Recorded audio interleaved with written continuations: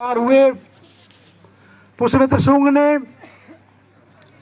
सम्राट अशोक के प्रपौत्र बृहद्रथ की हत्या करके शासक बन गया। उसने इनाम रखा कि एक बौद्धिक सर काट करके जो लाएगा उसको 100 सोने के सिक्के पुरस्कार दिए जाएंगे। एक डाकू पर इनाम रखा जाता तो डाकू नहीं बच पाता। हमारे बौद्ध भिक्षु लोग जो शांति का संदेश दे रहे हैं वो कैसे बचते। तमाम भिक्षुओं का नरसंहार हुआ। मैं उत्तर प्रदेश से आता हूँ। उत्तर प्रदेश में एक नदी बहती है जिसका नाम घाघरा। घाघरा पीलीभीत जिले से निकली है और बलिया जिले में आकर के गंगा में वह मिल जाती है।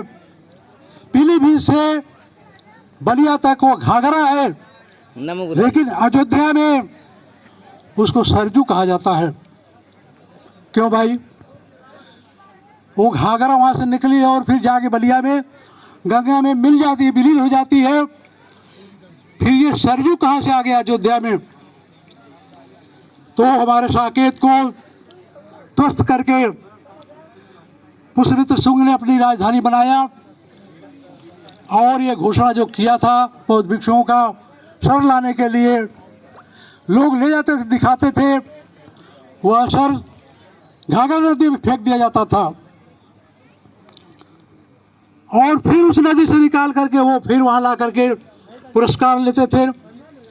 जब ये पुष्यमित्र को मालूम हुआ तो उसने जो है कहा कि इसको पत्थर से बिल्कुल चूर चूर करके जो है फेंको। उस नदी में सर युक्त हो गया, उस जगह सर से युक्त हो गया, इसलिए उसको सरजू कहा गया। और जो नारियल फोड़ा जाता है वो उसी का प्रतीक है। जो हमारे बौद्ध भिक्षुओं का सर बिल्कुल पत्थर पर कुचल दिया गया है। हमारे बौद्ध भिक्षु नहीं रहे, धर्म कौन बताएगा? इसलिए हमारा धर्म विलुप्त हो गया। दूसरे तरफ जो हिंदुओं पर आक्रमण हुआ मुसलमानों ने किया, वो आर्थिक और राजनीतिक कारणों से था। आर्थिक राजनीतिक कारण से उन्होंने हमला किया और उसको उन्होंने लूटा, हमारे बुद्ध विहारों को भी लूटा, लेकिन हिंदू धर्म पर उन्होंने कोई हस्तक्षेप नहीं किया, इसलिए वो फलता फूलता रहा। तो ये विचारधारा की लड़ाई है।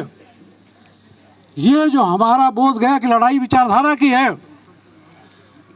और यह विचारधारा की लड़ाई जब तक बौद्ध धर्म के विचार के मानने वाले लोग नहीं बढ़ते हैं, आगे आते हैं, संख्या नहीं बढ़ती है, तब तक ये कैसे मुक्त होगा? इसलिए कि जो पिछले 1 वर्ष से निरंतर जागरूकता अभियान चलाया जा रहा है, उसकी वजह से बहुत ही धर्म में जागरूकता आई है। मैं इस आंदोलन में मतलब सुरेश ससाई जी के आंदोलन से जुड़ा हूँ। 1993 हम लोग 35 लोग सामने बन करके, अभी जो दिवंगत हो गए बनते अग महापंडित ज्ञानेश्वर जी, उनके पास जाके कुशीनगर में उनसे दीक्षा लेके उन्हीं के साथ दिल्ली गए।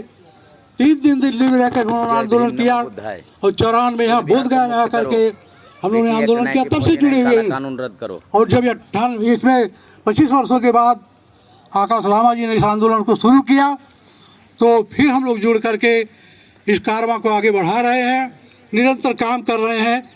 और जब तक ये मुक्त नहीं हो जाता है तब तक हम लगे रहेंगे और इसको मुक्त करा के ही छोड़ेंगे।